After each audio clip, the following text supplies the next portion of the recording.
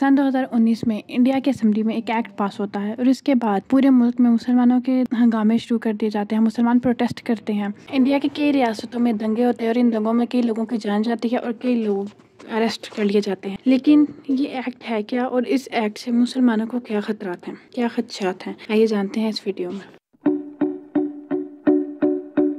Citizenship Amendment Act, which treats Muslim minorities as second-class citizens, will not be implemented in Kerala. 1955 में India में citizenship act पास किया गया। इस act के तहत इंडिया का शहरी बनने के लिए कुछ शराइत थी, जैसे कि एक शख्स अगर 11 साल तक इंडिया में रहता है तो वो इंडिया की शहरियत का हकदार होगा, या अगर उसके पेरेंट्स इंडिया के हैं तो वो इंडिया का शहरी बन सकता है।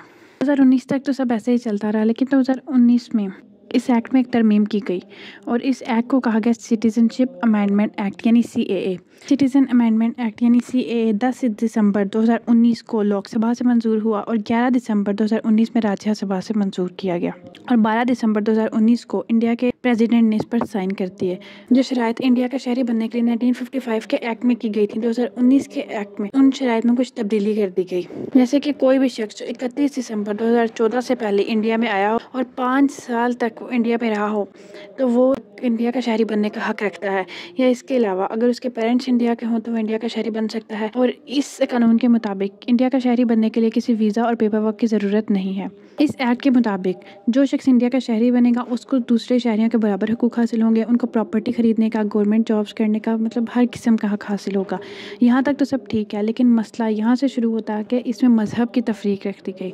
इस एक्ट के मुताबिक पाकिस्तान, अफ़गानिस्तान और बांग्लादेश से आने वाले हिंदू, सिख, बुद्धिस्ट, जैन्स, क्रिश्चियंस और पारसीज ही सिर्फ इंडिया के शहरी बन सकते हैं। यानी कि इन 6 मज़हब के लोग सिर्फ 5 साल इंडिया में रहकर ही शहरियत हासिल कर सकते हैं और इसके लिए इनको कोई लीगल पेपर वर्क भी नहीं चाहिए। लेकिन अगर मुसलमानों को शहरियत हासिल करनी है तो मुसलमान 11 साल इंडिया में रहें, उसके अलावा उनके पास वहाँ के बाकायदा कोई वीज़ा, कोई लीगल पेपर वर्क होगा तो ही वही वहाँ की शहरियत हासिल कर सकते हैं। इस पर इंडिया के होम मिनिस्ट्री यानी अमित शाह ने कहा कि चूँकि पाकिस्तान, बांग्लादेश और अफ़गानिस्तान मुस्लिम अक्सरियती मुल्क हैं, इसलिए वहाँ से आने वाले मुसलमानों को शहरियत देने के लिए कोई कानून नहीं बनाया गया। बात यहाँ तक ठीक है, लेकिन मसला शुरू होता है जब इसके साथ NRC को मिला दिया जाए। अब NRC क्या है? NRC national register of citizens Bharat की रियासत आसाम में शुरू किया गया। इस कानून के मुताबिक रियासत आसाम के हर शख्स को अपनी भारतीय शहरियत साबित करनी थी। इसके मुताबिक जो शख्स साबित कर दे कि वो 24 मार्च 1971 से पहले बंगाल से हिजरत करके इंडिया आया है तो वो इंडिया का शहरी माना जाएगा। लेकिन अब मसला यहाँ ये पैदा होता है कि आसाम एक बहुत गरीब रियासत है। वहाँ के कुछ गाँव ऐसे हैं जहाँ पर पैदाइश के वक्त रिकॉर्ड नहीं रखा जाता, तो कुछ लोगों के तो रिकॉर्ड ही मौजूद नहीं है, वहाँ के शहरी हैं।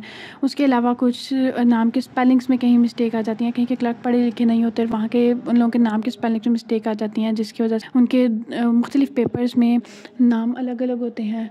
इस तरह के लोग भी होते हैं। खैर 2014 में NRC की गई असम में। इसके रिज़ल्ट आए तो रिज़ल्ट बहुत हैरत अंगेज़ थे कि वहाँ पर रहने वाले 20 लाख लोग जो कि 1971 से रह रहे थे वो अपनी इंडियन शहरियत साबित नहीं कर सके और उनमें से तकरीबन 12 लाख गैर मुस्लिम थे और 8 लाख मुस्लिम थे।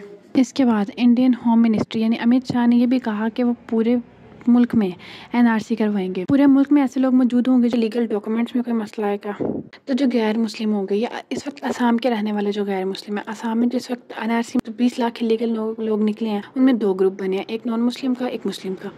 जो नॉन मुस्लिम का ग्रुप है 12 लाख वाला, वो तो CAA के मुताबिक इलीगल है, फिर भी CAA के मुताबिक वो वहाँ का शहरी बन सकता है। लेकिन जो बाकी मुसलमान हैं उनका क्या? अगर पूरे मुल्क में NRC हो जाती है तो जो इंडियन अपने आप को वहाँ का शहरी प्रूव नहीं कर पाएंगे, इलीगल निकलेंगे, वो तो CAA के ज़रिए ख़ुद को वहाँ का शहरी बना लेंगे, लेकिन जो मुसलमान होंगे उनका क्या होगा?